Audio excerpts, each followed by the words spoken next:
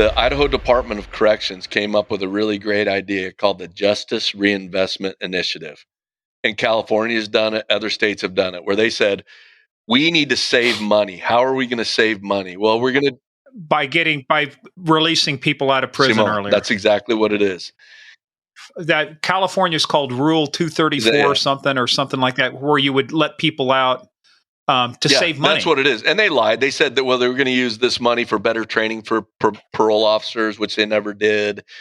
The guy that shot me wasn't supposed to be out of prison until 2026. Jeez. Well, we wouldn't be doing this podcast if they just followed through on that. You guys would go broke.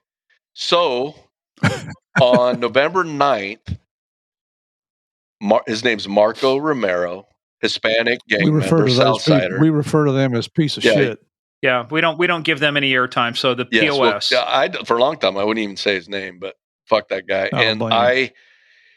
He had gotten out of prison, and they only jack him up if you do something. They'll just put him back for 30, 60, or 90 days. It's not like you violate them. They don't really enforce it. It's just a respite for them where they can go back into prison, reconnect with their crew, homies, get everything figured out, and then they come back out on the street.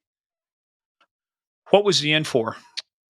Name it. I mean, he'd been in for gun stuff, shooting into occupied dwelling, drive-bys, dope, theft, name it. And so when he went back in, here's the rub on this is when he went back in, it was for maybe like a fraud, like a check fraud or something stupid. And so they gave him like 60 days. Was he a gangbanger? Big time. Okay. In fact, I should, if you look at that dude, every tattoo he has, they're all the like traditional Hispanic,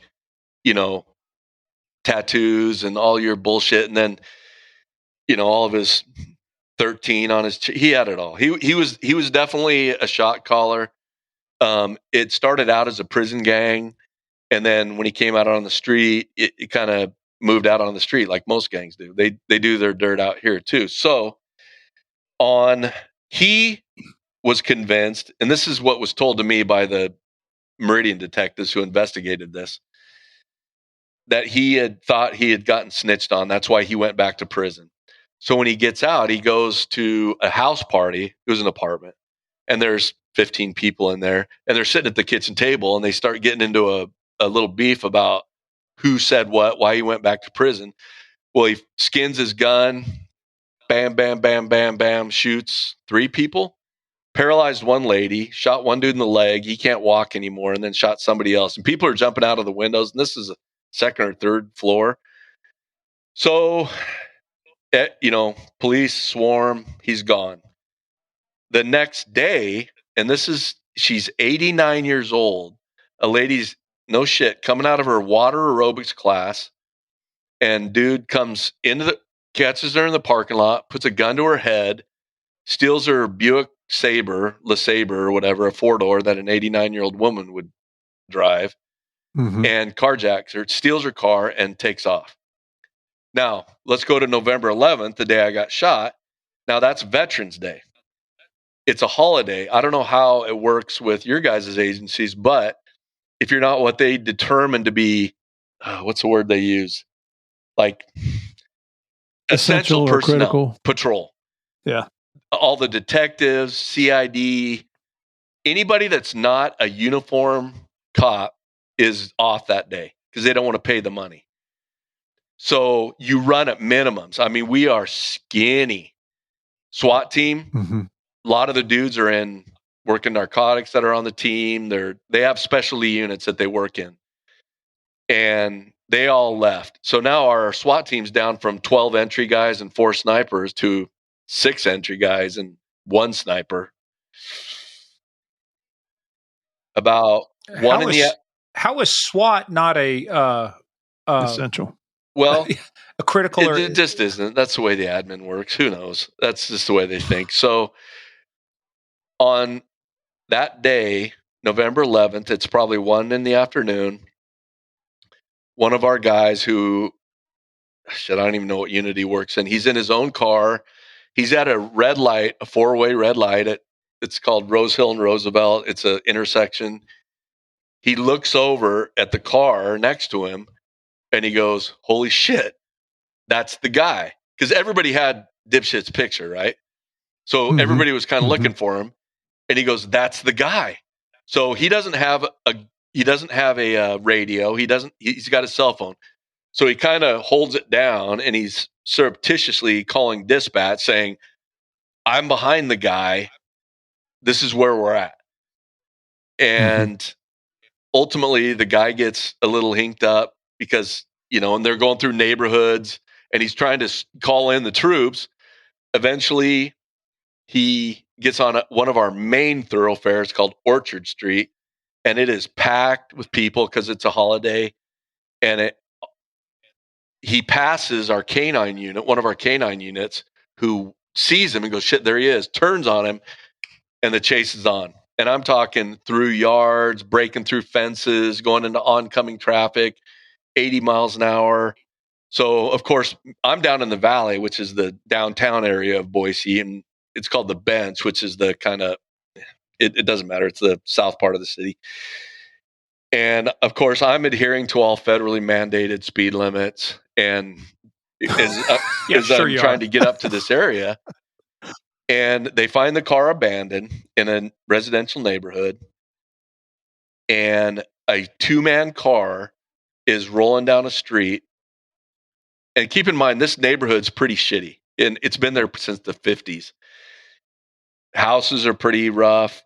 I mean, the trees are big. Everything from shrubs. It's just really big. And 2 guys are rolling down the street. They see a guy in a hoodie come out of a driveway, and they go, I think that's him. They stop their car. They both pop their doors, and he turns and walks towards them. And I think he was going to probably shoot if it was a 1-man car, they're going to kill the cop. And when he sees both of them, he's like, "This isn't fair enough for me." So he runs back. And they put it out on the radio. Everybody bombs the area. They get this 1-block area surrounded. And there's 9 or 10 houses in this 1-block area. So we wait. We put out the page. "Hey, alert, this is where we're going to meet," etc. Everybody gets there. We saddle up. We have 3 canines there because it was a November 16th, but it was a warm day. It was like 65 degrees, which is freaky. Not a cloud in the sky. Hey, and what kind of dog is Jardo? What's he trained for? Biting human beings really hard. He's a Mal. Okay. He's a super good tracker. Very good tracker.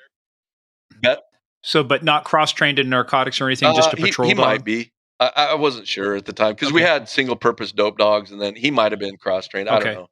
All I know is whenever we would go on a raid, like if we're going to hit a house or something, it's 3 a.m. and we're always in the back lot. We got our Bearcat, our armored vehicle, and we've done all our dry runs through everything. And Jardo would come up to you, and he had his muzzle on, but he had all of his e-collar and all his stuff around his neck. And he would come and sit next to you and like bump his head into you, and you'd scratch his ear. Like he knew what was going on, and he wasn't sharp. I call him sharp, like a dog that'll bite you. Like Mals sometimes will bite somebody just because they get so pumped up that they. We had a couple guys on talk about that. They got bit by their own dogs. No, it happens all the time. But Jardo wasn't that way. If you sent him or put him in an attic or a crawl space or an area search, if he finds a dude, he's going to bite him. But the cops, for some reason, he never was that way. He was super sweet. Anyways, we started, and the plan was we're going to go yard to yard, and we had our sniper and a spotter on the roof of the house. He came out of the driveway, which we don't do, which is kind of Hollywoodish. But the reason we did it was they had a really good overwatch position of all the backyards, because the backyards kind of, butted up against each other. And they had their ARs. They didn't have their bolt guns. Well, they had a bolt gun, but they had their AR. So if something popped off, they had a really good vantage point to engage shitbird if something happened. What time of day was this? 3 in the afternoon. So it's still daylight. Very, very much daylight, which sucked. But that was is that usual weather and stuff for Boise in November? It could have been 2 feet of snow, in November, but it just happened to be a really nice day. That's the one thing I remember. It was a very nice day. And I remember Denny, who was our team leader, because our sergeant was back at the TOC, which is the Tactical Operations Center. If you guys, Morgan, if you don't know what that is, but he doesn't. Who authorized you to give me shit? You have not been cleared for that. Yeah, I did. I gave him permission. Your partner did. So, anyways, back to our regularly scheduled we podcast. Go. He says, "Hey, Kev, I want you to be point because shit, I'd had 15 years experience of being on entry, and it was nothing new. And I'm not going to say no. That's just the way it is." So he goes, "I want you and Chris to be point." And we started in the last spot he was, that driveway he came out of. And keep in mind, man, there's like old abandoned cars in the backyard. There's sheds, there's decks.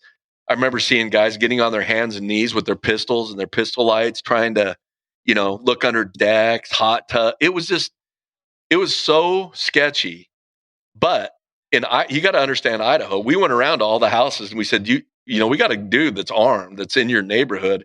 Guys are like, "I'm going to stay here. I hope he comes in my house. I'm ready to go." Yeah, because everybody in Idaho is pretty much armed. He's like, shh. He goes, "I hope that sumbitch comes to that's how they are here. It's weird." And so we said, "Okay, just stay here.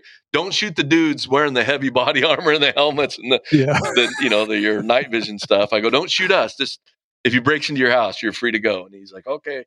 Anyways, so there was a lot of people, and my thought was, this dude's going to break into a house and hold somebody hostage, which is going to be a worst case scenario. I mean, we don't want to do that.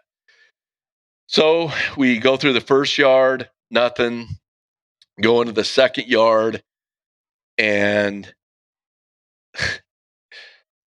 I'll never forget, it was a 2-story house. I can see a lady on the second floor, and I go, "Hey, can you come to your front door?" And she goes, "I can't come to the door." And I went, "Oh shit." Yep. I go, can you come to the door and talk to us?" And she goes, "I can't make it to the door." And I went, "Fuck." Here I go, dude's in her house. And I go, she goes, "But I can come to the back door." And I went, "What?" And I walked in the back door, and she's a full-on hoarder, like you'd see on TV. There was so much shit in her house, she literally couldn't make it to the could not make it to the front door. Jeez. Oh, yeah, damn. So it was kind of, I'm getting all psyched up here. like you. I'm sitting here thinking, okay, that's a sign. That's a clue. You're trying to tell me. She's fine. There was nobody in there, but I kind of got a chuckle out of that. And then would have been easy to find him if he was. It would have been horrible. He could have been hiding under a 20-foot stack of magazines. But we go to the third house, and this is where everything kind of broke down. It's the same, just a house. And I'm going to use the term wing fencing. You have your house, and then you have the side fencing, right? And then your backyard's fenced. So our plan was, here's what we're going to do, boys. We're going to move up to the side of the house. I'm going to open the gate. We're going to send Jardo in the backyard. And this is going to be his last yard because he's starting to get gassed out because it's hot. And searching for dogs it takes a lot of energy. So we're going to rotate him out. So I'm looking at the side. I'm looking at, imagine you're on the sidewalk staring at a house. I'm looking at the left side, and there's one car in the driveway, and the left side of the house has a wing fencing with a gate, and then another fencing off the side, and then the house. And it's narrow. Like you two could, I don't even think anybody like Chris and I couldn't even stand shoulder to shoulder. Okay. That's how narrow it was. And there's 2 plastic trash cans. And I don't know what you use in Florida or wherever, but it's kind of with the wheels, and you tip it back and wheel it out to your curb. And they're, Yeah. That's what Murph's wife does with him in the wheelchair in the morning. She tries to get rid of him, wheels him out to the curb, leaves him. Nobody picks him up. She tries. I keep coming back like a bad penny. So I see the trash cans, and we go, okay. Chris, you cover me. The other guys are kind of behind us about 15 yards. Jardo's in a down position. I move up. I've got my AR just slung, hanging in front of me. Got my pistol in my thigh rig. I'm dicking with the and I move one of the trash cans to get in there. Okay. And how many guys are out there? There's you, there's Chris, there's Jardo. How many other guys do you have with 8, you? 9. Okay. So I go up and I'm messing with the gate. And keep in mind, I mean, there's some other peripheral things that were going on. Like one of our snipers goes, look, there's a shed in this backyard. I don't think the door was open. It might be open now. I think something like we're getting like things are starting to happen where we're thinking this is where the guy is. We're starting to kind of, close in on him. The circles that is starting to close on him. And so as I'm messing with it, Chris is standing with his thighs against the other trash can, and he's on his tippy toes, and he's got his AR, and he's kind of looking over the fence to maybe just to get a visual of what the backyard looks like. And what we didn't know is there's a teeny little alcove, and keep in mind this dude's like 5'4", $140, so he's pretty small. And he had secreted himself in this little teeny alcove behind the gray trash can. So Chris has got his AR up over the trash can, kind of looking, and the muzzle of his AR is literally right above the guy's head. Does that make sense? He just doesn't know he's behind there because it's dark and kind of shadowy too, because there's a big tree there. And I'm messing with this, I'm messing with it. And I don't know if I heard something or I sensed something, but I remember I went like this and I looked to my right, and there the fucker was, and he was squatted down, like on it, flat on his feet, but squatted down on his heels. And he's got his pistol up, and he's looking right over the sights at me, both eyes open. And I remember I looked at him, and keep in mind, this is like that fast. And I said that he wasn't scared. He wasn't stressed. He wasn't mad. He was as cool as a fan. And I went and I looked at him and I go, oh man, I'm about to get shot. And I go, okay, well, hopefully he hits me in my vest and he doesn't like hit me in the head or something like that. But then I said, I got to get off this X, but I can't go forward because I got a gate. I can't go to the right because it's a house. I can't go to the left because it's a 6-foot fence. So I go, shit. So I took one step back and I'm just starting to reach for my pistol.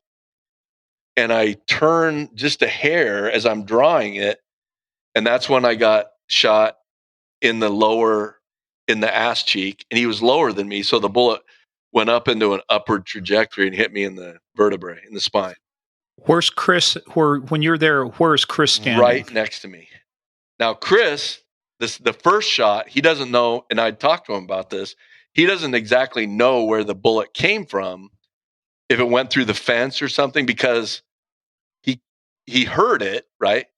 But he doesn't really know, but he can't see the guy.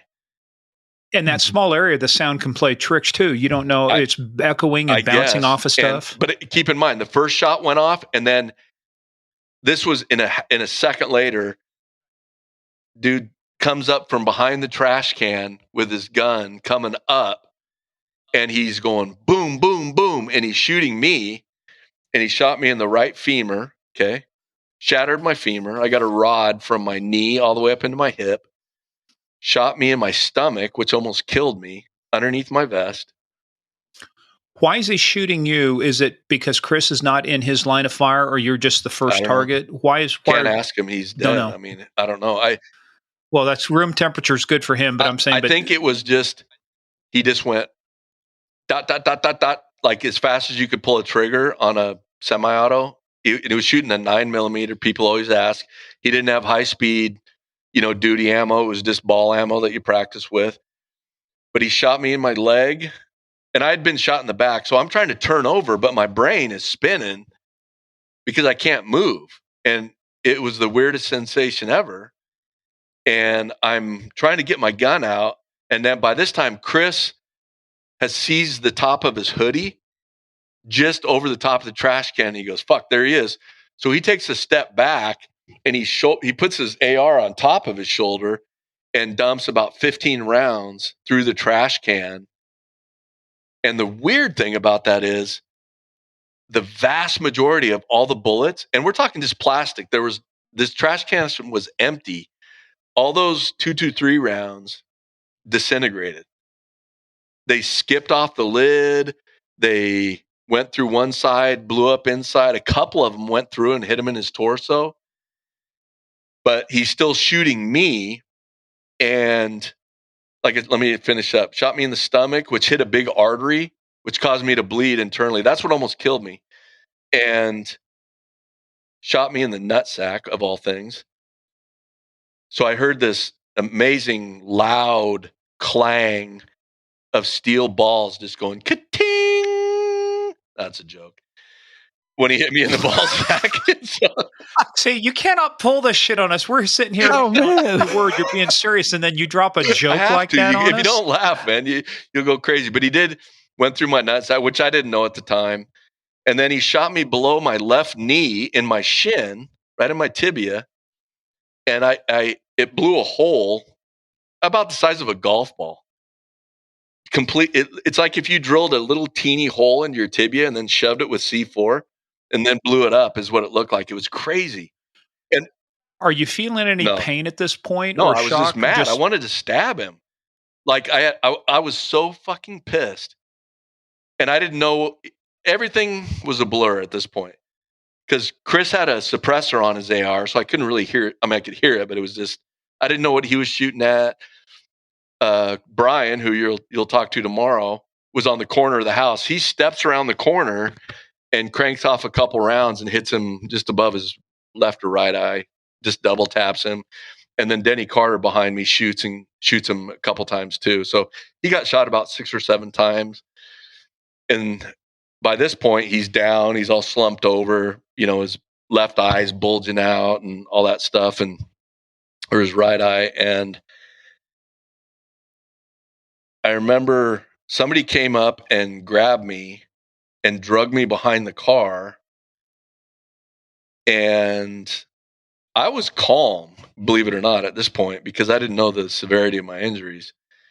And we have what's called TAC Med, where we have 2 paramedics that go with us on every single operation. And I've seen them, we've shot dudes before and they make sure they don't die, or it's really for us.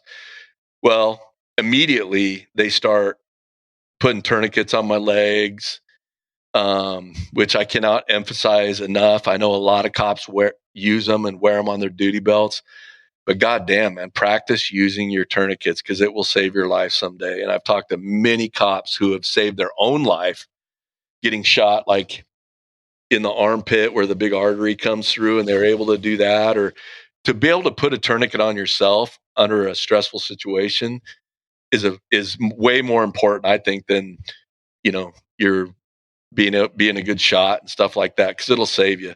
And I had 3 tourniquets on me, so now I'm laying on my back in the driveway, and everybody's wow, and I'm like, everybody, calm down, Jesus Christ, it'll be fine. And our TAC Med girl, her name's Annalise. Like, she just left and got hired with Nampa Fire, which is good for her. But she was a stud. She's about 5'2", collegiate pole vaulter, she was awesome. Takes charge, gets everything everything put together. They don't even call an ambulance. My I'm getting super distended at this point, and they're trying to stop all the bleeding. And they just say, let's throw them in the Bearcat in our armored vehicle and we'll rush to the hospital. And Brian, who you'll talk to, scoops me up, and thank God it was him, because it really helped me a lot. He picks me up because I know he's big and strong enough, picks me up, steps on the back grate of the armored vehicle. Chris is already inside, and Chris got shot in the thigh, and it came out his butt cheek, because when the guy stood up from behind the trash can, he ended up shooting Chris in the thigh. And let's talk about that for a second too, because you said he was using ball ammo. A lot of times we'll use hollow points, and that stuff's not going to do that. That's going to go in and tear shit up and usually stay inside. But was the fact that he was using ball ammunition instead of jacketed hollow points can you say whether or not that contributed to your survival? It sucks to get shot, but would it have been worse with the hollow point? That's a good question. I mean, I probably, I mean, we all know, I mean, we shoot Spear Gold Dot, that brand, which is it's made in Northern Idaho. It's a phenomenal, a duty round. I probably would have died, I guess. But I was also, on a side note, I was horrified at how much damage a ball projectile can do to a human body.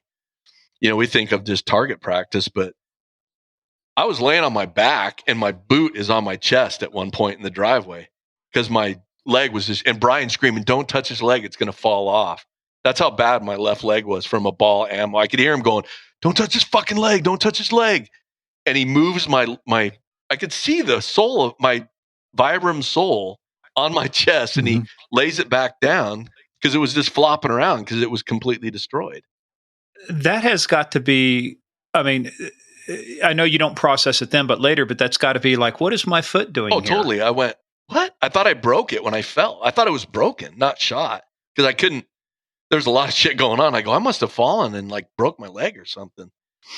But no, it was a bullet. And I got to tell you the story because I think I told Murph this, but Brian picks me up and lays me.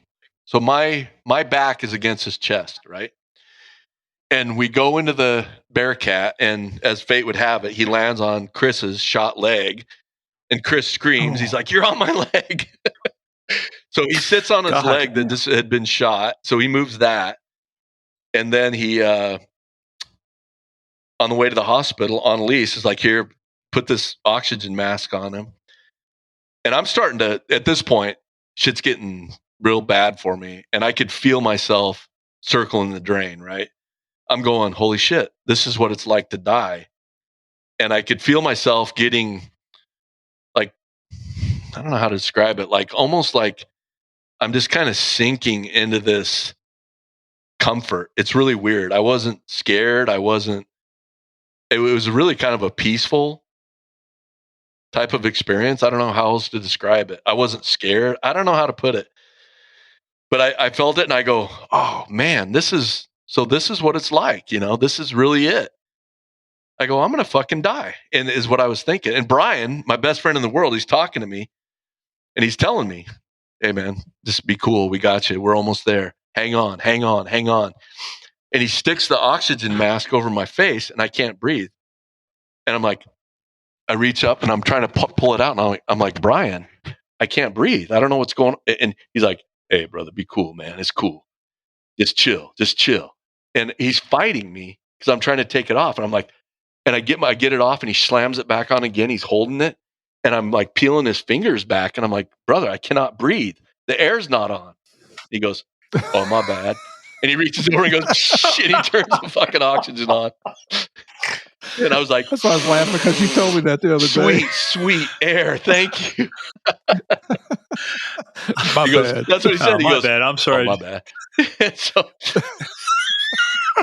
we went screaming. Morgan, who else does that sound like? That sounds like something Mel or Santee would say out in San Diego. Yeah. Oh, my bad. I talked to Mel about his shooting. We'll have to talk about that too, Murph. Yeah. It goes, my bad. So we get there. Everybody, they had about a minute to prep, and St. Alphonsus is the hospital. I was a mile and a block from there. If I would have been further east, I would have died for sure. But I went to the only trauma center in southwestern Idaho. And I roll in, and I've been in that goddamn trauma room 50 times on shooting victims where you go in trying to get a dying declaration, whatever. I'm in there, I'm looking around, and I'm like, this is the most surreal thing that's ever happened to me. I go, I never thought. Now I'm the victim, and I'm in this room on my back. Chris, are you here? And he goes, yeah. I go, you okay? He goes, yeah, I'm doing good. How are you doing? And then it was lights out. I woke up 10 days later. I had been in ICU, fully intubated. asleep Wow. for 10 days. And But that goes back to that immediate decision that was made at the scene is we're not going to wait for an ambulance. That's what saved your life too, is throwing you in that Bearcat and getting you out to that yes, hospital, which that was good that the hospital was like a level 1 trauma center that they could yes, handle you. yeah. I don't think it's a level 3 or level 4. I mean, level Level 3, three. is that right? Okay. Anyways, it doesn't matter. But I went and I woke up and What's the first thing you wanted to know, or what's the first thing when you woke up you I remember? remember how thirsty I was because I hadn't had a drink in 10 days and I had a tube down my throat and I couldn't talk because of the.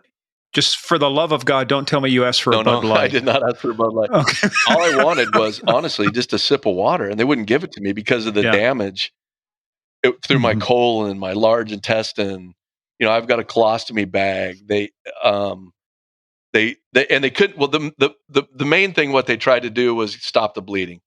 So they rushed me into surgery. They cut me open from my junk all the way up here to my sternum, pull it apart. They're pulling all my intestine, all my guts out. They can't find it. So they take and this is the coolest thing ever. They put this contrast dye in. They took a wire in my femoral artery, and they could see during a live X-ray where the leak or the blood was coming out of. And they snaked this hot coil to where it was coming out of whatever artery in my stomach, cauterized it, and that was it. That's what really saved me, was that treatment right there. Wow. So I woke up. Wow. I remember looking at my left leg, and I had those rings all down my left leg with screws and pins and everything. They tried to save it. It was complete hell. I can't describe it any other way. I would never wish the next 2 weeks on anybody in my life. My worst enemy. I had a stomach infection. That was the most painful thing I've ever been through. After about day 6 or 7, I had 32 surgeries. Okay. From the time I got shot until the time I got released out of the hospital. That's how many I had. And the problem was they kept trying to save my left leg, and they were putting cadavers. They were doing skin grafts, and finally, it just got to where they were. You know what a debridement is, where they have like Yeah, boy, rotting flesh and they scrape it off. I've seen them do that in the hospitals, burn victims and other stuff where you got to take the skin off. I don't even want to be around that stuff because I don't know how those folks do that. Just to hear some couple of times the screams of the shit, but they have to do it. I couldn't feel it because I was paralyzed, but they would take me down in the morning. They would do it. Hopefully it would take. It wouldn't take. So finally, I had to make the decision myself. I'm sitting there and I go, cut my leg off. That was the other option. Just amputate it because I'm never going to walk again. There's no point. And then they wanted to start taking skin grafts from my upper body. And I'm like, fuck, man, I don't want to do that. That sounds stupid because no other skin graft has worked to this point. So, hit pause real quick. Hey guys, we took another quick break because this, I'm telling you, this is the toughest interview we've ever done. We've had some bad stuff on, but I got to tell you, brother, I cannot, it is very difficult for me to sit here and watch you go through this and feel like I feel so fucking helpless, like I can't do anything. You can't. For you. That's the sad part about it. Nobody can. Nobody can. No neurologists I've talked to. And if I went through, I could spend 45 minutes talking about the things that I've done to try to decrease my pain I've got a spinal cord stimulator in my back that has a battery pack in my oblique that I can charge. I've done acupuncture. I've done every massage. I've done ketamine treatment. I've done, you name it. And it's all came up nothing, nothing really helps. And so, let's see, where were we at? So I battled through that, and then. Well, let's rewind for just a second. Because you talked about at the beginning of the podcast, they could not remove all of the bullets from you. Why not? Because bullets, most people that get shot that have a bullet that's inside of them, the majority of the time they're going to leave it in. Just because it's not going to do any more damage. It's not going to be any worse. And so it's just easier to leave them in. That's the logic behind it. The one in my back, they couldn't take out because it's embedded in bone. I have one in my left hip and then one shattered in my right femur that's a million pieces. And periodically I'll be laying in bed and I'm like, I'll massage my leg to get the blood, to work, to flow and keep my leg, healthy. And all of a sudden I'll feel and I go, God, what is that? Like an ingrown hair? And I'll pull out like a chunk of copper jacket. And I have a little cup that I Really? dump it in. I think I've got 13 in there now. And Wow. it's a little cup with a lid they gave me. And anytime all those little bullet fragments work their way out, it's really nuts. And so, Jeez. let's see, where were we? So I went in, got my leg cut off. That was pretty horrifying. Laying there when I woke up and I'm on my back and I'm looking up at the ceiling and I go, okay, just take a look at it. And I started to look and I go, I can't do it. I could not look at my leg because I knew it was gone. And so after about an hour, I finally put my hand down there and I felt it and I went, fuck, man, it is gone. And that was pretty rough. Did you experience what a lot of the other folks have talked about when they've had amputations, the phantom pain or the phantom feeling of a leg still being there or an arm still being there? I would call it a phantom sensation. Sometimes it's painful. It's more of, the only way I can describe it is, have you ever had your leg go to sleep really bad? And then you try to stand up and you get that kind of tingling, burning. It's almost painful. You know what I'm talking about? That's kind of what it is times 10. And I get it. Like if I close my eyes and I really think about my legs that aren't there, like right now I can feel my right foot, the bottom of my foot, the arch for some reason. And then my left leg, I can feel nothing really. It's not really feeling like much of anything, but I can feel like a tingling, a buzzing in my right foot, and it's not there. So after ICU and all the infections and all the amputations and all that shit got taken care of, I got moved up to a regular floor. How long did that take you from time you went to the hospital till you moved up to that floor? How long were you in there? Wow.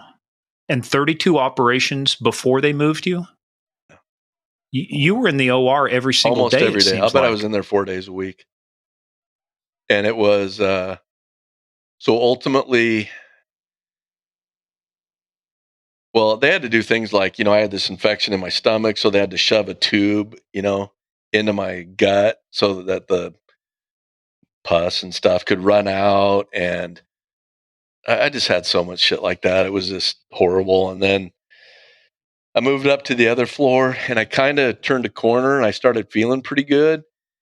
Not well, as good as I felt better. Let's say, put it that way. And then I started doing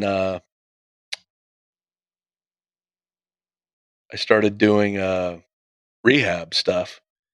And I hadn't sat up like upright for a long time. And so the first time I sat up, I got real dizzy because your brain is weird. And I made some really good friends. And then my sister, who lives in New York State, runs a huge hospital network back there, the same one that owns St. Al's.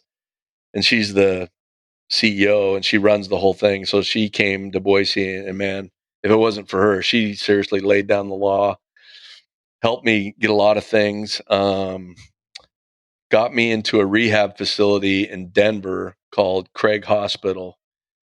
And all they do is quads and paraplegics.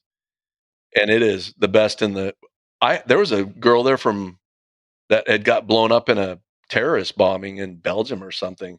And she flew all the way from Europe to go to this hospital. So it's that good. And they do not play around. I mean, I don't feel like it today. You get one shot at, I'm not going to treatment today. And if not, boom, you're out of there. They boot your ass out that fast. And so it was good to get up to exercise. We'd get up, we'd go to their, adaptive gym. They had swimming pools. They had all this cool stuff. And I met some really amazing people. And then when I got out of there, I came home. How long was that? Got another month and a half, 6 weeks. I don't want to say, if you're going to get shot, this is the way to do it. But with you getting shot, if you think about all the things that could have worked against you, but the fact that you mentioned your sister was the CEO of the frickin' hospital chain. I mean, It's unbelievable. Yeah. Yeah. In fact, the lady that runs St. Al's, and this is no joke. I mean, they have a cancer treatment building, a heart treat. I mean, this is a huge hospital here. This isn't like it only holds 30 people. This thing is massive. And shit, what was I about this talking? Talking about your sister Yeah, coming but there in, was laying down something the law. else. Oh, the lady that runs St. Al's, the one here in Boise, she gave her own office and her own workspace and computer so she could still work and stay there with me. They were really awesome to accommodate her. So then when I came home, my house wasn't quite finished because they had to remodel some stuff, and I had to stay in a hotel, which sucked. But ultimately, Are you still living in the same yeah, place? I've been here for 9 years now, and best neighborhood I've ever lived in, and I love it here. And all my neighbors are beautiful people. They help me so much. They take my trash cans out, bring them in. I mean, they're just nice, they're just good people. And I love it here. The house is great. They completely redid the whole thing. It's like a completely different house. It's beautiful. I love it. Um, And when you say they redid it, who's they? most of the dudes that redid my house were cops and guys that owned. One of them owned a still does, owns a roofing company. He redid the roof.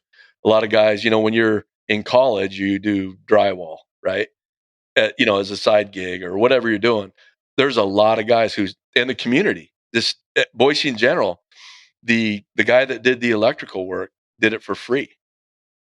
The guy that did the concrete work did it for free. So I was able to kind of upgrade my house a little bit because a lot of guys said, "Look, we'll step up and we want to help out however we can." And I guarantee you, this wouldn't have happened in any other city but Boise. They took care of me big time.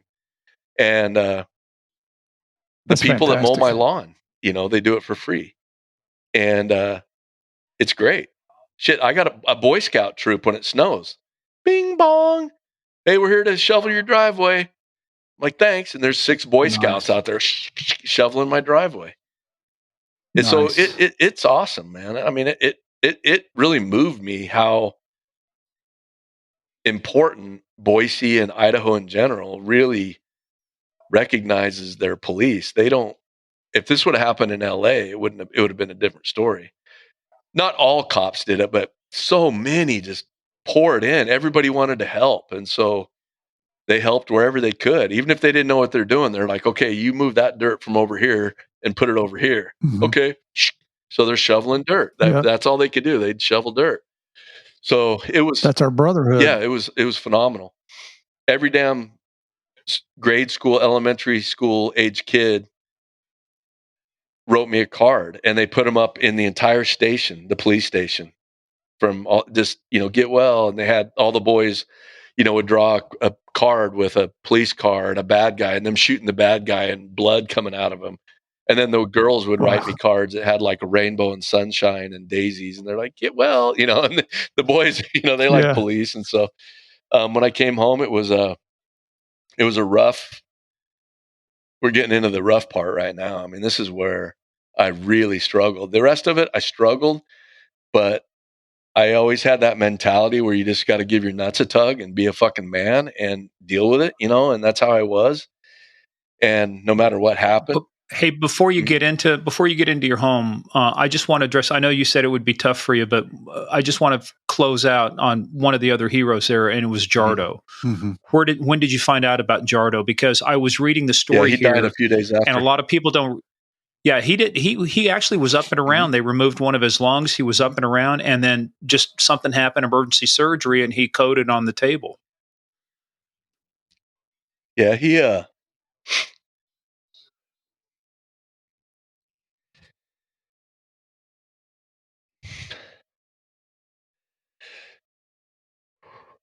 when he got shot, he bit the guy in the chest, which gave the guys behind me enough time to really kind of move up and step over me, and that's when they shot and killed the guy. But he shot Jardo kind of in his hip, and the bullet moved up and was in his scruff of his neck. And, you know, they thought it was a miracle that he lived.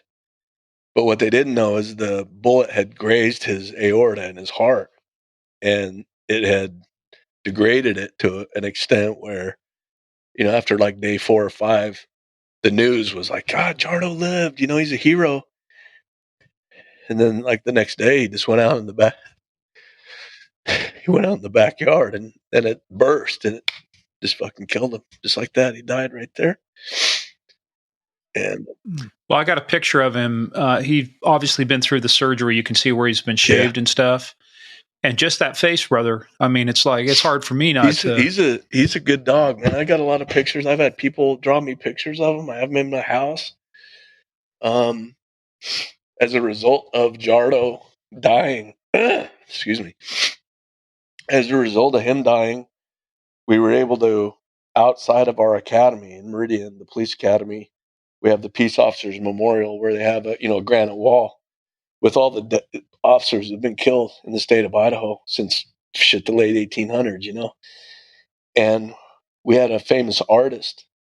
I'll send you the pictures, Murph, so you can see them too. But they made a full-size bronze statue of Jardo, and then they have a little granite plaque underneath it where they put all the names of the dogs that have been killed in the line of duty.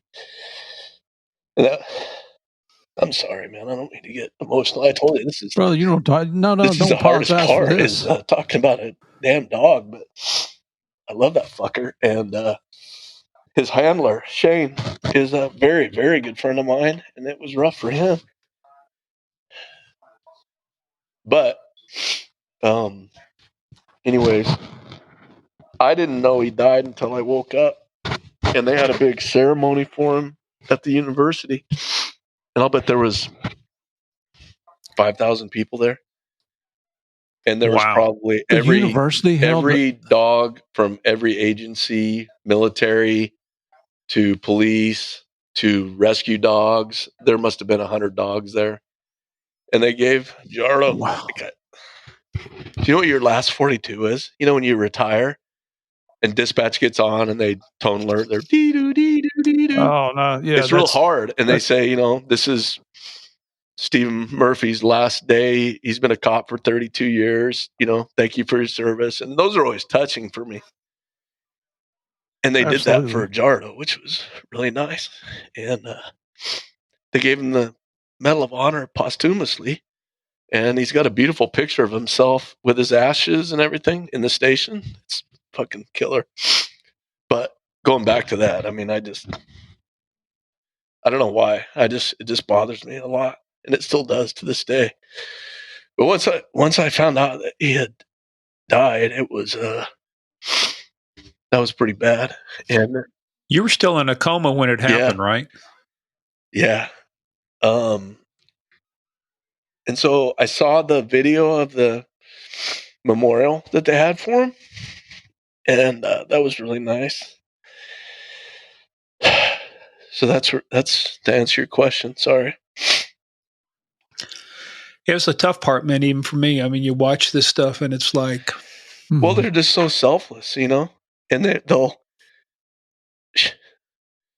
there's an armed robber that runs into the woods. You send your dog after him, you know, and you try not to put them in too many dangerous situations, but those dogs, fuck, that's what they do. I don't want to call them a tool, but I don't want to say, you know, you don't want to send them on a guy that's armed because you know he's going to get killed. And the thing that people don't understand is that Shane, his handler, didn't even send him. He didn't. Fucking Jardo just did it on his own. He bypassed 6 operators, bypassed me laying on the ground, and fucking bit the guy, and then got shot, and he ran. And Shane was pissed. He thought he didn't know he'd been shot.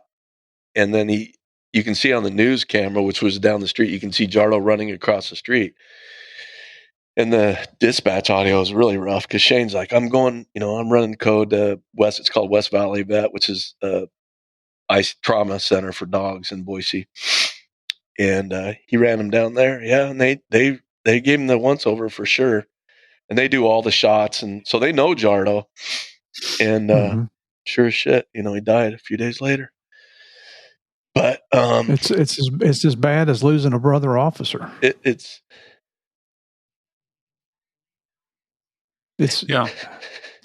worse, man. I don't know why. I don't know if it's worse, but it's as bad. I think it's their love.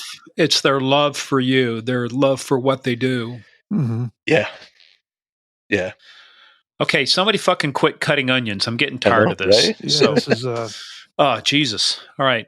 Back to our regularly scheduled podcast. That is not an authorized digression. So nobody gets to drink on that one. When I say you don't get to drink, there's what is one authorized thing everybody gets to do when you hear this podcast. You tip a drink to Jardo tonight. So don't say that, man, because I'm gonna start tearing up again. All right. Damn it, stop this shit. I'm telling you people. My wife, honey, quit cutting onions in the kitchen. Yeah. Damn I know, the pollen is horrible in my kitchen. It is, man. It is out here. I can tell you, I can vouch for that. Choking up. So, Kevin, I got one quick question for you. How old were your daughters at this time? Fuck. We're gonna do it again? You're gonna make me do this again. My daughters were,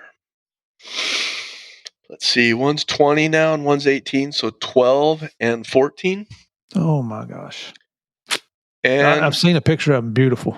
Oh God, they're gorgeous. My youngest is a freshman at Boise State, and she's about 5'10" and an absolute smoke show.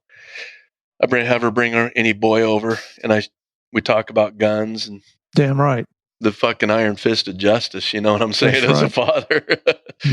But clean that shotgun. You just tell him, you might outrun me in this wheelchair, dude, but you can't outrun a 44. So you never fuck with a guy that can shoot you from a different zip code. I like that one too. So I get home. The girl I'd been dating for about 4 years, about a week after we got home, said, "See ya." She left. She couldn't handle it. My daughter struggled pretty hard with it, going from their dad, a big SWAT guy, to a guy with one leg and missing his other leg and in a wheelchair. That was really hard for him. And so you said you had a girlfriend. What was the ex situation then? In what terms? What do you mean? Were you married before? I mean, oh shit! I haven't been married for 14 years. I got divorced when my daughters were 2 and 4. Okay, and I pretty much raised them on my own.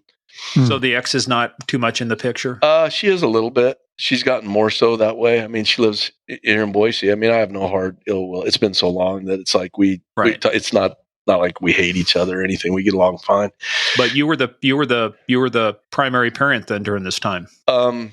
Yeah, I'd say so. Especially financially, because she wasn't making much money, so I paid for every basketball camp, you know what I'm saying? Yeah. Everything your kids go through, I took care of that. But that's not part of the story. I don't, really do that. But my daughters it was tough for them, and I have a lot of regrets about that too. And that's when it really started. When I got back home, is I just struggled, Once I got home and I didn't have any more hospital shit, I didn't have any more of this, I didn't have to go to the prosthetic guy, I didn't have to do this. And my daughters went back to school. And you know what I did? I just sat here. I was like, what am I going to do? I'm in a wheelchair. My pain was, it's brutal. I can't really work. Mm-hmm. And I'm going, and in my mind, I'm telling myself, I said, I'm going to go back and because I used to teach, we do our own advanced academy and our own academy now and at BPD. And, I was a defensive tactics instructor for a long time and all that kind of stuff and building search and blah, blah, blah. And I was like, man, I could do that, I think. But then I found out real quick I couldn't. And why? Just the pain. I mean, I can only sit in my chair for about 3 hours at a time. And then I have to lay down. It's just like you guys, like right now, you've been in your chair, your back gets tight, you know. Yeah. You got to stand up, and you've been in training classes where you're like, you see everybody stretch. I have to do that, but I have to do it laying on my bed and kind of move. And I just couldn't. I can't work an 8-hour day. It just wouldn't. It's just impossible for me with my injuries. And so I started, and this is where I kind of get my transparency comes through. I wouldn't have talked about this before, but I couldn't stop thinking about killing myself. Mm-hmm. And I thought about it a lot. Was it because of the pain? It was making me crazy. And it was just so much stuff that came down on top of me, just everything all at once. And I've never once in my life, and keep in mind, I mean, you look at first responders, I know paramedics who killed themselves. We had a fireman who hung himself from his ladder truck inside their station 2 years ago. Wow. We had a Meridian cop shoot himself. He just moved here from San Diego PD in the field training program. He goes, "Can you pull over for a second?" His FTO's like, "Yeah." He pulls over, he gets out right in the front of the car and shoots himself. I mean, there's all kinds of shit. It happens all the fucking time, way more than people know. And I never really understood. I've never been that way. I've never been like, but what the point I'm trying to make is the average citizen that might be an accountant may experience a traumatic event in their life maybe 3 times. If you're a cop and they use a 20-year career, if you've had a 20-year career, they estimate that you've witnessed or been involved in about 700 critical events.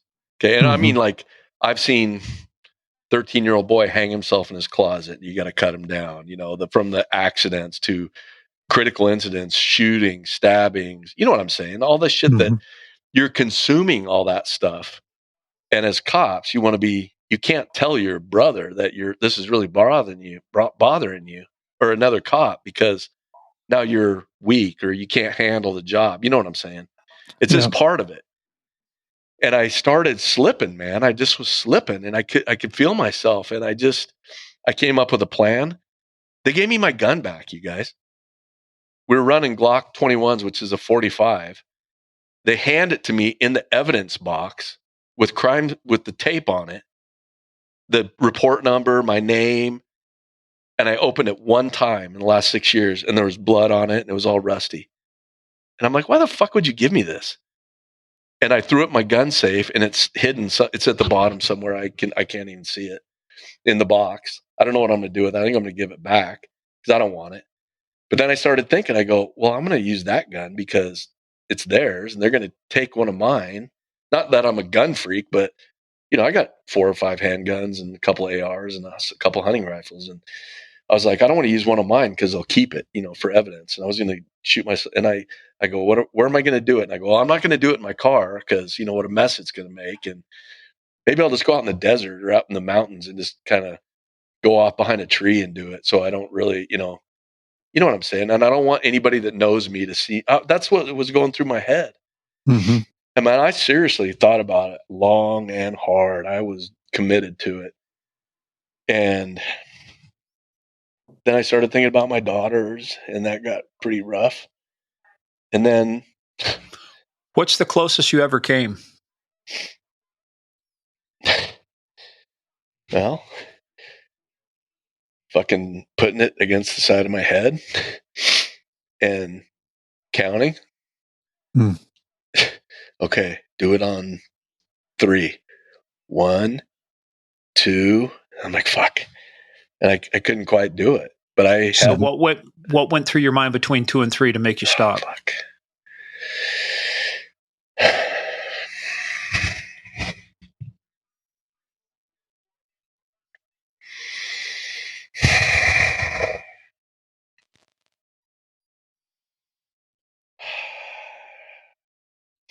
Man, I don't know. I've never really thought about it. No one's ever asked me that question.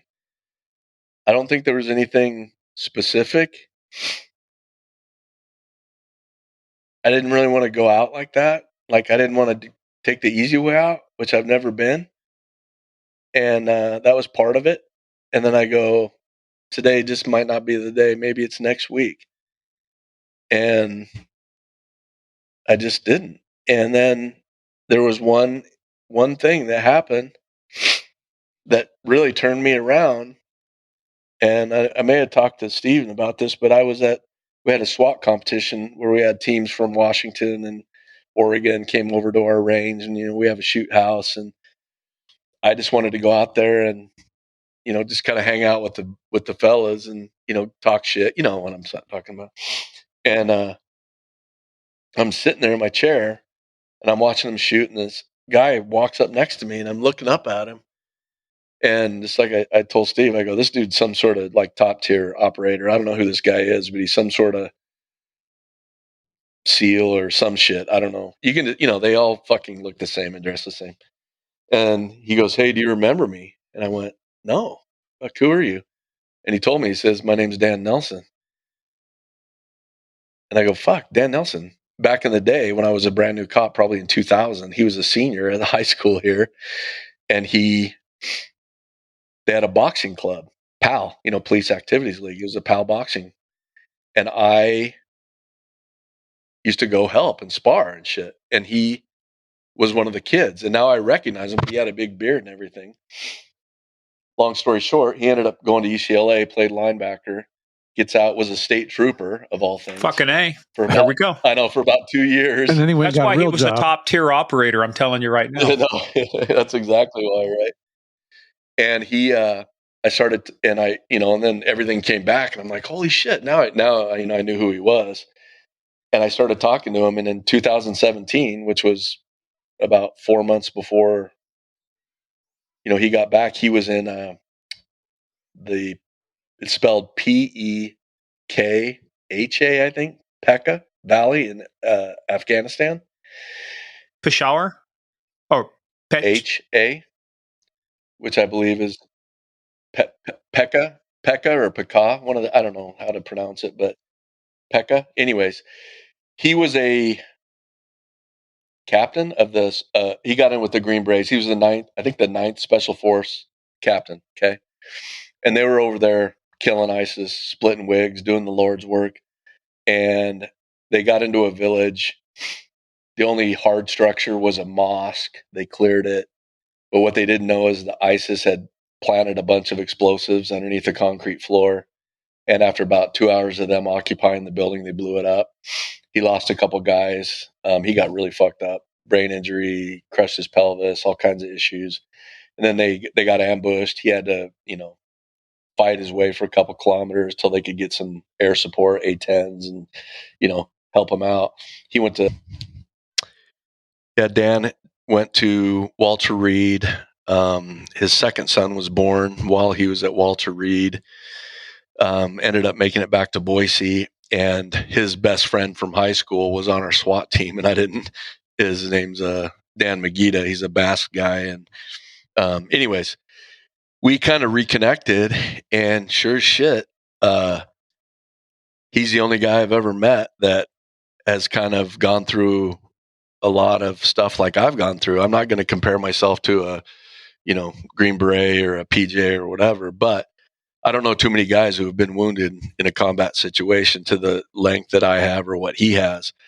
And so then we ended up just like coming together, and I was able to really open up and talk to him about it. And sure as shit, he was going through a lot of the same thing I was going through. And that dude really helped save my life, just being, part of it. And then he got involved in a outfit, which is called Mission 43. You should look it up. It's amazing. Have you guys heard of Albertsons grocery stores? The Albertsons Family Foundation. Albertsons was founded in Boise. Joe Albertson lived in Boise. The first store was in Boise, and Mission 43. 43 is because Idaho's the 43rd state in the union, and he started working for them, and now it's for veterans. And I got involved with them, and then he put me in contact with an outfit called Challenge Athletes Foundation. And I just started, instead of sitting on my ass at my house, kind of feeling sorry for myself, thinking about ending it, I just got I was able to turn it around. And it's still difficult, but I would call him if I could. I can't sleep. Sometimes he'd call me. Sometimes he'd come over, and you would just sit there and talk, and it was wonderful. I really enjoyed it. And I just talked to him a few days ago, and they're building a huge field house with indoor pool, all for adaptive athletes, and they're doing a lot of really good stuff. And so I played hockey, swam. What else did I do? Oh, cross country skiing in an adaptive chair, all kinds of fun stuff. And I enjoy it a lot. What's the lesson you've learned from that? From what part? Just getting out in the adaptive chairs, but getting out skiing and swimming and stuff. I mean, you just got to. You just got to do it. I can't really describe it any other way. I mean, people ask me, like, how do you like fishing? Like, how do you learn? I just had an hour-long conversation with one of my best friends who's a hell of a fly angler. And we want to go up at the end of May on opening day up at Silver Creek. And I want to use a float tube and float through this big spring creek. And I've never done it before, as a double amputee paraplegic. And so we sat there and we kind of worked it out. We're like, how are we going to do it? You want to be in a float tube because that way you can carry a hell of a lot more beer. Oh, Bud Light, let's go. That's not beer. No.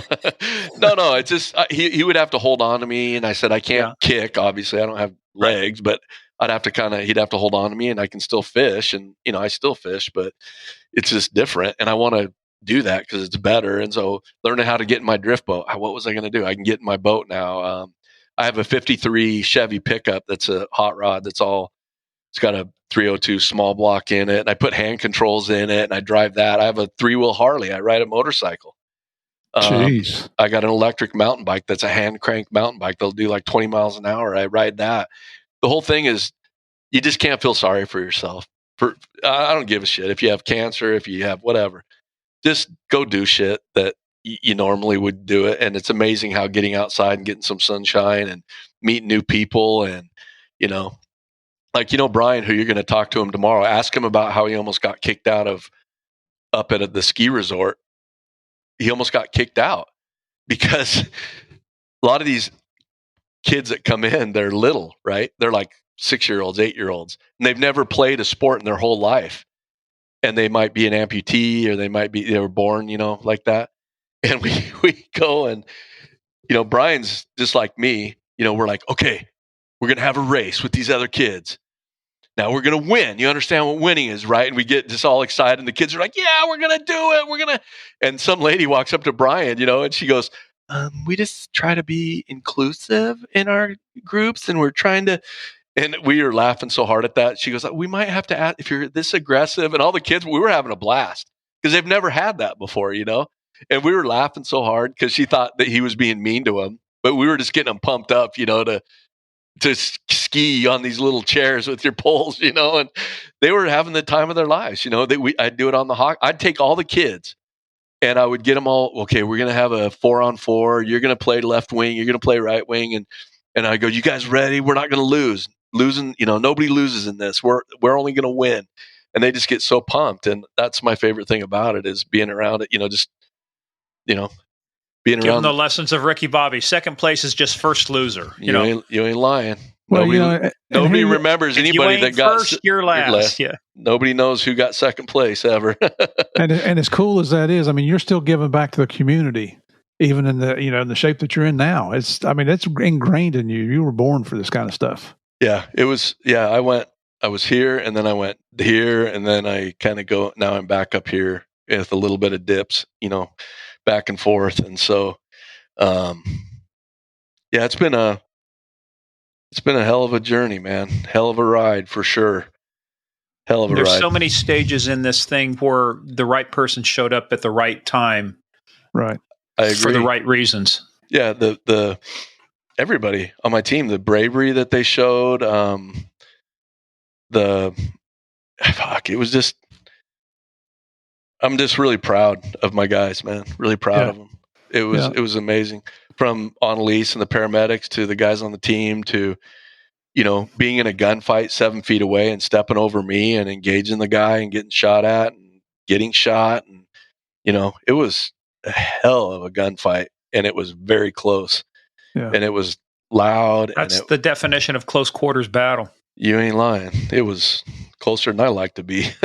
That's why I went to the sniper side, so I could maybe shoot somebody from 300 yards away, not 6 feet. Another zip code. Yeah. Hey, That's pal, right. Step to the window. Yeah, sir. Exactly. This is how you do hostage negotiations, which Murph and I are going to talk about Waco later. Yeah. I look, so we took the roller coaster with you just on this thing. Of all the podcast reviews we've done, this for me has been one of the most emotional ones, just from a personal standpoint, because we've all lost friends to suicide. We've all lost friends in the line of duty. And we've talked to several of our guys that were that close. They had the gun up there. They had the gun in the mouth. They were a half an ounce away on that trigger pull from ending everything. And just, somebody intervenes, whatever you guys want to call it. It's like, you're here for a reason, brother. This is not your day to die. It wasn't your day to die then either. Yeah, it's a fate is a fickle mistress, my friends, and it's the way things work out. And I don't know. It's just a weird. Your English lit degree just came. I was thinking the same thing. That's something a literary major would say. Fate is a fickle mistress. I don't know any cops would say that. Just rubbing our nose in it. Sorry, I apologize. We got to get a little lighter note here anyway. We got to end this on a lighter note. Yeah, we can't end dark like that. Hey, I just pulled it up. It's mission43.org. Where else can people go if they want to support or help out? What do you suggest? I mean, I donate where I can, like the National Law Enforcement Officers Memorial, Tunnel to Towers, ODMP, where else, if people want to help out, you got a couple ideas? Yeah, I would, right now, I'd look on your computer and look up Challenge Athletes Foundation. They're out of San Diego. That's a tremendous organization, and they're nationwide. They're not just in Boise, although they have a Boise chapter. That right there was probably one of the biggest things that helped me, was to learn how to swim. I had to go to the YMCA and learn how to swim. Try swimming with one leg and being paralyzed. That was challengedathletes.org. So mission43.org, challengedathletes.org. Mm-hmm. Those two organizations are phenomenal. And I'm going to give a little word of caution that I've learned since I've been hurt. There's a lot of people who start up an organization, whether it's that we want to do adaptive athletes and scuba diving, and they're crooks. Trust me, they're crooks. They do it to steal money from people. You donate money and they never do anything. And so and a lot of it's military based, not just police based, but there's some police ones. So if you're going to donate to something, make sure it's valid, it's good. You can go to Charity Navigator. That's one of the sites that rates sites. Okay. Go to Charity Navigator, and you can find out how legit these folks are. I gotcha. I did not know. I did not know about that. I'm going to make a note of it. They'll do things like they look at, do you have articles, do you have, what's your board composition like? Do you have bylaws? Do you have these kind of controls in place, financial stuff? Mm-hmm. And so when you look at somebody like Tunnels to Towers, and the biggest thing you look for is how much, for every dollar they raise, how much actually goes into the foundation and how much of it goes for administrative and overhead. Yeah, I just think people can be real, shitheads. And so I think they just do it, as an advantage. They just take advantage of it. Like they want people to donate money, and just go to charitynavigator.org, and they, like I said, it's one of the most comprehensive sites on the internet for in the U.S. for rating nonprofits. I knew that sounds awesome. Did you get that picture I just sent you, Steve? Which one? I just sent you one. Let's see here. It'll show up here in about 10 seconds. I don't know the way your internet connectivity's been working out there. God, no shit. It's terrible. I got you. Yeah, folks may not know, we've had to put it on pause and restart probably 4 or 5 times. It just happens. This is a Medal of Honor winner. Yeah, that's Art Jackson. He's from Boise. He won the Congressional Medal of Honor in World War II, and I ended up that was another guy I met. He was a great guy. Talk about a stud. You want to read a story about that guy? He was in Palu in the South Pacific. Yeah. It's hard for me to pronounce Palu. But he, that guy is, man, what a great guy. Absolute stud. I think he killed 72 Japanese by himself. with satchel Whoa. charges and stuff. It's got a great story. Great story. But that's right there. I had to send that to you because that's on the blue turf. You see it behind you?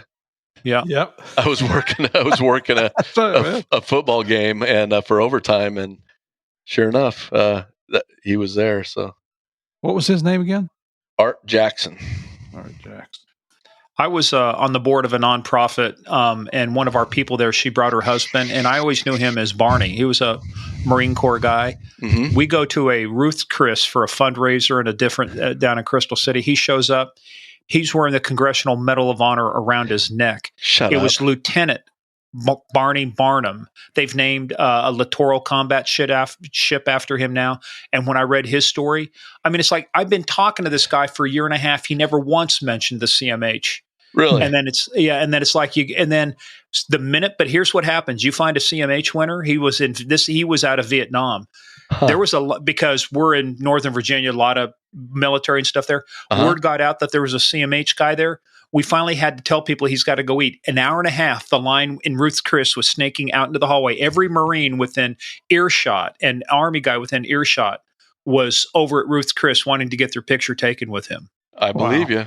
When I met him, he actually came to the hospital and met me there. He came and visited me in the hospital. It was phenomenal. Well, let's figure out a way to bring this to a close because there's no easy way to do it. But we do want to. I mean, we want to talk. We are going to be talking actually in a couple days. So what's unique about this, folks, is that we're getting Kevin's side of it. Then we're going to get the other side of it from his backup that was there. So you're going to be getting two different views of the same situation, which is the first time we've kind of done this. So it's great to get your side, and then we'll get his side. I think it's a great idea because when you talk to Brian, that dude is funny.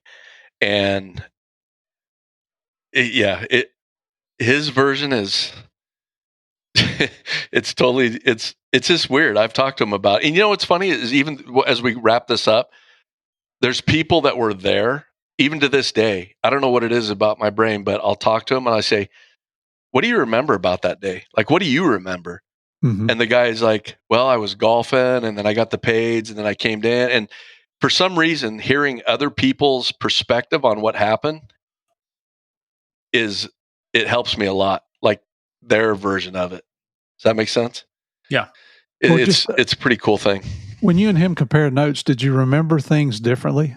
Oh yeah, for sure. Any shooting we've been involved in, we always have a tactical debrief, and you gotta go to the hotel and you give up all your shit. They because it's a criminal investigation, even though it's an OIS, and it's you sit there and I go, God, did you guys see this? And somebody else will go, no, not at all. And I'm like, you didn't hear that or see that? Or I mean, it's funny. Like even you go and you do your interview and they go, how many bullets or how many shots did you hear fired? And I go, 3. And there ended up being 21 shots fired. That type of, it's weird how people, everybody's got a different perspective on it. It's really cool and fascinating. It's fascinating. In 89, my partner was shot in Miami. We've had him on the show here, Kevin Stevens. Yeah. And that, believe it or not, that was the first time he and I ever sat down and talked about the shooting, in which he was hit twice and the informant was killed. And it's amazing how we remembered things differently. I mean, there, I told him, I said, I'll be behind you all the way. And he didn't take me seriously. I pushed him right out there in front of those bullets. And he caught them. That's what I did. I'm the best damn bullet catcher BPD's ever had. Hey, actually, to finish up, just a quick question. Did any of the bullets hit your armor, your body armor? Not one. Damn. Not one freaking bullet. And what else is kind of shitty about it is every bullet that I got hit with, if it would have been just that one bullet, it would have been a catastrophic injury. Does that make sense? All of them were catastrophic. Every one of them, my stomach, my back, my femur, my lower leg, right through the old ball sack. And did any of Chris's rounds actually hit the guy? Yes, a couple. You could see him in the autopsy photos because I have it on a thumb drive. I'd love to send it to you guys to have you look at it. It's got all the dispatch audio and body cam footage and all the shit, and it's you can see dipshit laying on his back, and you can see a couple on his left side. that I think Chris hit him with, as he initially engaged him. But I know for a fact Brian shot him in the face, Denny shot him, and I don't know, something like that. We don't talk too much about it. About like, I know for a fact we're only 6 feet away, 7 feet away, and the double tap a dude in the eyebrow, even at that distance when he's shooting at you, is pretty good. Yep. Well, let's end on a good note. So, well, first of all, this is folks can't see this, but this is us saluting you, brother. You have given more than anybody gives in this profession. I mean, you've given of yourself, and I can't tell you how honored we are, and me too. Just to have you on talk about this, because Murph says it too. You want to talk about heroes?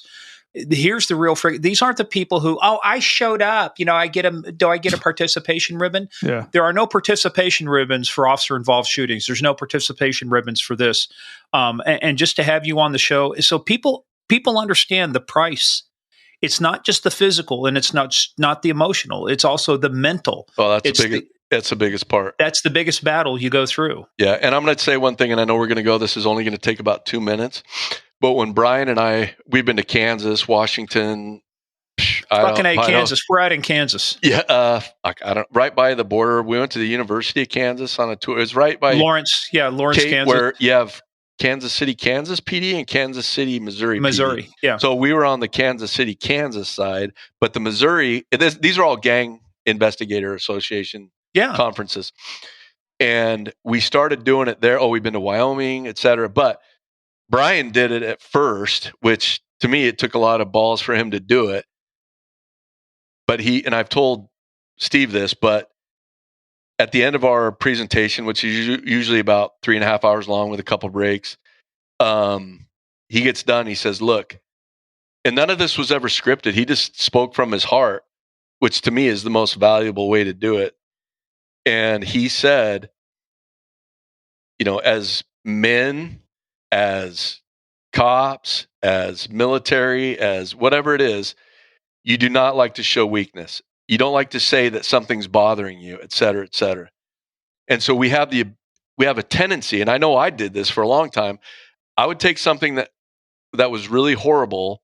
Like I had a guy shoot himself in the head right in front of his wife and kids. I was hiding behind a tree because I was only about 8 feet from him, and he had a gun, and he just shot himself right in the head. You take an incident like that and you put it into a little box and you just cram it down as far as you can inside wherever it is. And you know what it's like? It's like those little slivers of your bullet. They will eventually work themselves back out. Absolutely right. And they will come up. And Brian stood up there and he said, look, and like I told Steve, I said, we do an okay job of teaching guys how to fight, shoot, tactical operations, movement, bound and overwatch, whatever you want to call it. We teach all that kind of shit, building searches.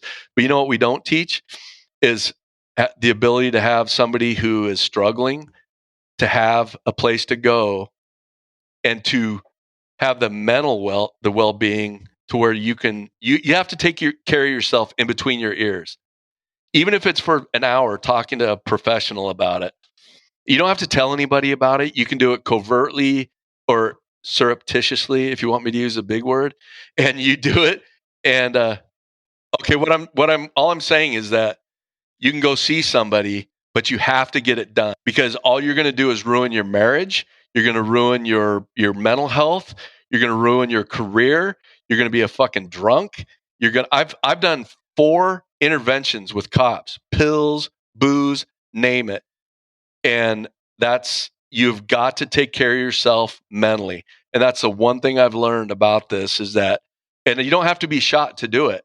I told you earlier in the podcast that over a 20-year career, you're going to experience 700 things that are traumatizing to your brain. And you might not think they are, but when 6 people die in a car crash and you're helping pull the bodies out and they're bloody and they're missing limbs, or somebody gets shot and killed, or you know what I'm saying?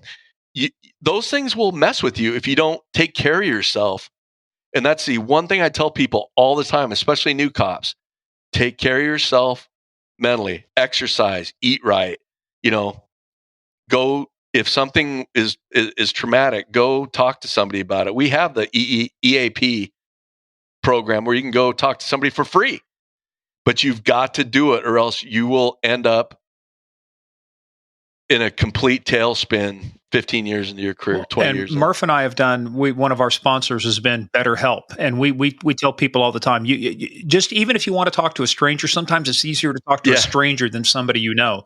Just get on the line. A lot of times it helps just to get it out. You just got to get it out. Yes. Because if you don't, then what happens to those little boxes you cram down? They come up and they surface at the most inappropriate, the worst time of your life.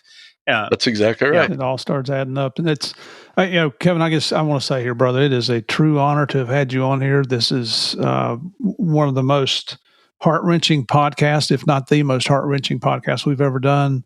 I can't tell you how much we appreciate your honesty, your transparency, being willing to talk about the hard stuff.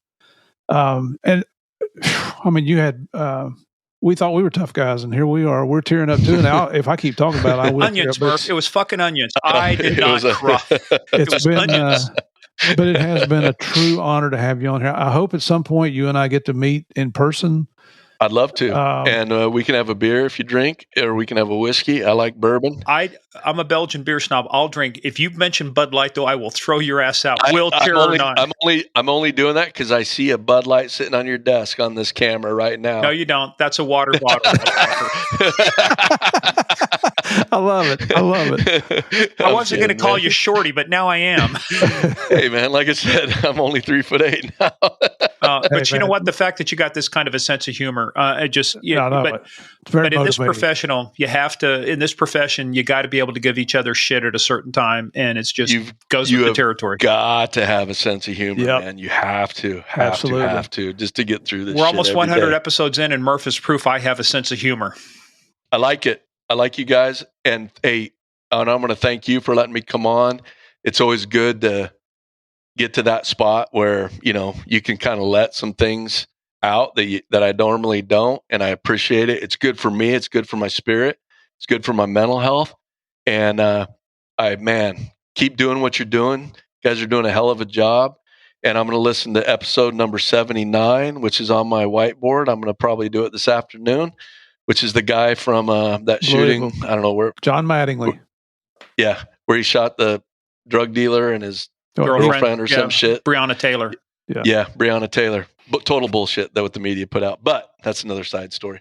Anyways, listen, you guys keep it up. And is there anything else you need to know from me, or are we going to sign off? No, I'll take care of the sign off here. So I'd recommend listen to episode 90 also. TJ Webb, police officer in Connecticut, shot 6 times. Same thing as you, man. Went through a lot of shit. Attitude. Yeah. Really? Great good. attitude. Good for him. You know what I'd love to do is, if I might do this with Murph, maybe you contact that guy and let me see if I can get his number. I'd love to call and talk to him. Oh, absolutely. I've talked to one person that's been through the same shit as me, and I'd love to talk to a couple more. We'll hook you up, brother. We'll hook you up, brother. Yeah. We got a list you hook here. A brother up? We can hook you up, man. Yeah. Right, we'll call it the Survivors Club, and we'll do a podcast around it. All right. Well, look, you don't go anywhere, Murph. You don't go anywhere. Yeah. You guys hold on for just a second. Everybody else, stay tuned for the debrief.